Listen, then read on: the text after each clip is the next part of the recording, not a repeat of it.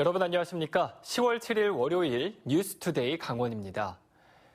태풍 미탁으로 큰 피해를 입은 동해안 일대에는 지난 주말 사이에도 복구 작업이 이어졌습니다. 침수로 잠겼던 강릉 경포 호수 일대와 동해시 송정동, 삼척 초곡과 신남마을 등에서는 주민과 군장병, 공무원, 자원봉사자 등이 복구 작업을 펼쳤습니다.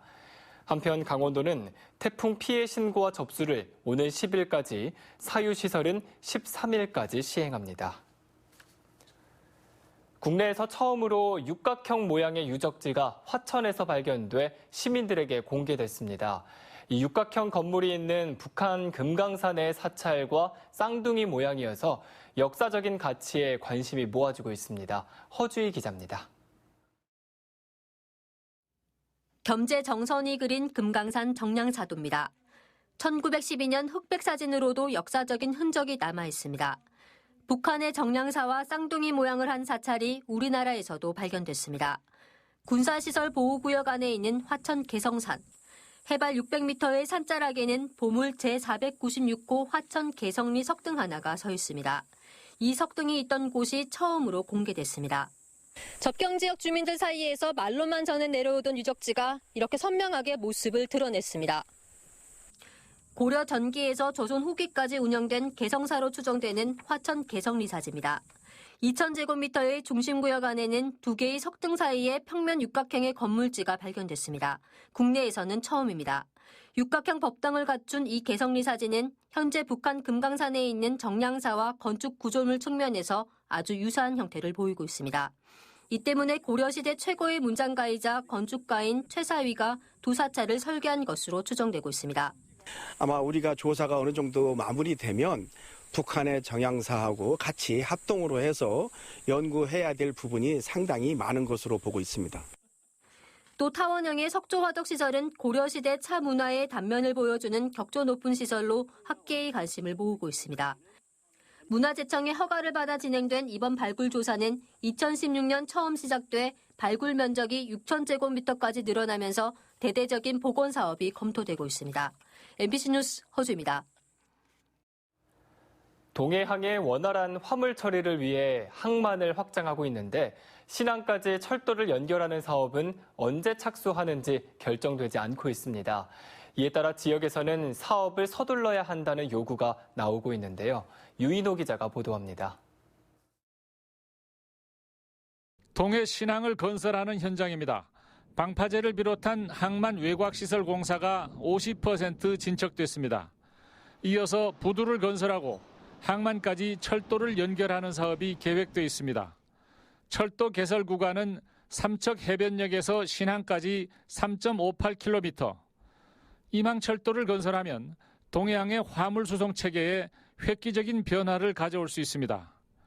하지만 500억 원이 넘는 사업비가 들어갈 것으로 예상하는 철도 연결은 항만 건설 공사와 달리 시동이 걸리지 않고 있습니다. 철도시설공단의 사업 타당성 조사 마무리가 늦어지고 있기 때문입니다. 동해시와 지역의 경제단체들은 항만 인입철도 건설을 서둘러 달라고 요청하고 있습니다. 동해안 물동량이 철도로 수송될 수 있고 또 그러한 부분을 우리는 이 산업물류라고 하는 것을 우리는 동해안이 실어내야 되기 때문에 저희들은 강력하게 이 문제를 촉구하고 동해 신항 연결도로를 건설하는 사업은 내년에 첫 발을 뗄 예정입니다. 북평산업단지와 신항을 잇는 도로 설계비 18억 원이 내년 정부 예산안에 반영됐습니다. 또 국도 38호선 삼척시 경계지점에서 북평산업단지까지 4차선 도로를 신설하기 위한 타당성 조사도 정부 예산안 편성 단계에서 기획재정부의 문턱을 넘어 국회의 심의를 기다리고 있습니다. MBC 뉴스 유인호입니다. 원주 DB가 프로농구 홈 개막전에서 전주 KCC를 꺾고 올 시즌을 산뜻하게 출발했습니다. 원주 DB는 김종규의 합류로 동부산성의 위용을 되찾았습니다. 정다혜 기자입니다. 2019-2020 시즌 개막전이 열린 원주 DB홈 경기장이 팬들의 뜨거운 함성과 열기로 가득합니다. 원주 DB는 개막전에서 전주 KCC를 86대 82, 4점 차로 꺾었습니다. 지난 시즌 부진했지만 올해는 우승 후보라는 전망이 경기에서 그대로 드러났습니다. 이번 시즌 합류한 센터 김종규가 골밑에서 위력을 발휘했고 부상으로 이탈한 토마스의 대체 용병 오누아쿠 역시 가능성을 보여줬습니다. 점점 저희 팀은 좋아질 거라고 생각을 하고요. 계속 호흡을 맞추다 보면은 뭐 패스적인 부분에 있어서 그렇고 더 좋은 모습을 보여드릴 거라고 생각을 해요. 저희 팀이 강점이 많은 팀이기 때문에. 대학 시절 경희대 3인방으로 주목받던 김종규, 김민구, 두경민이 한 팀의 둥지를 튼 데다 베테랑 윤호영과 그린까지 높이와 속도를 겸비한 선수들로 이른바 동부산성을 다시 구축했습니다. 시즌 개막을 손꼽아 기다려온 팬들은 벌써 우승을 기대하기 시작했습니다. 리바운드나 모든 면에서 다 너무 만족스럽습니다. 당연히 우승이죠. DB가 우승입니다. 화이팅! 이상범 감독은 골밑 우치를 이번 경기의 승리 요인으로 꼽았습니다. 개막 첫 경기부터 승리를 거머쥔 원주 DB는 오는 9일 안양 KGC와의 맞대결을 펼치며 2연승에 도전합니다. MBC 뉴스 정다희입니다.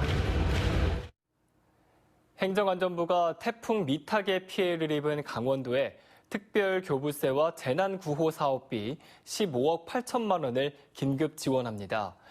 행안부는 태풍 미탁 피해 점검회의를 열고 피해 시설 응급 복구와 잔해물 처리, 그리고 이재민 지원 등에 나서기로 하고 강원도에 15억 8천만 원을 배정했습니다. 한편 더불어민주당과 정부, 청와대도 태풍 미탁 피해 지역의 신속한 복구를 위해 예산 지원 등 대책 마련에 나섰습니다.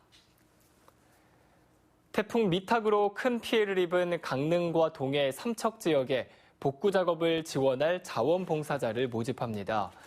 강원도와 강릉시, 동해시, 삼척시 자원봉사센터에서는 침수 피해 지역 복구가 완료될 때까지 이재민 가옥 정리와 마을 정비, 피해 농작물 복구 지원 활동 등에 참여해 부족한 일손을 보탤 자원봉사자를 모집하고 있습니다. 한편 현재까지 2,000명가량의 자원봉사자가 태풍 피해 복구 작업을 돕고 있습니다.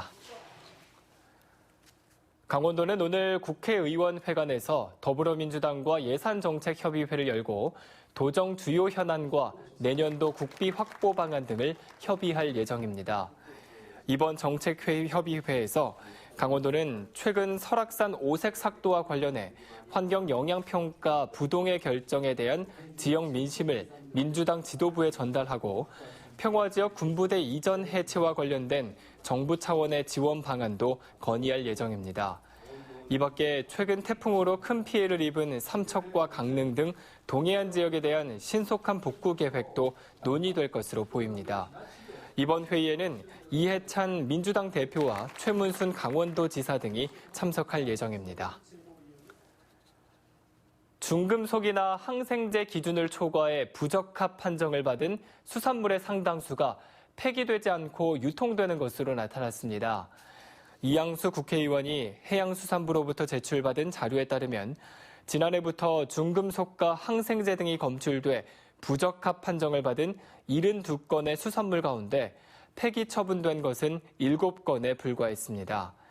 이 의원은 지난 2017년 국정감사에서도 이 문제를 지적해 해양수산부가 전량 폐기를 약속했지만 그것이 지켜지지 않아 국민들의 건강을 위협하고 있다고 비판했습니다. 도내 학교의 스프링클러 미설치율이 전국에서 가장 높은 것으로 나타났습니다. 김연아 국회의원이 17개 시도교육청으로부터 받은 자료에 따르면 강원 지역 422개 학교의 97%인 409개 학교에 스프링클러가 설치돼 있지 않았습니다.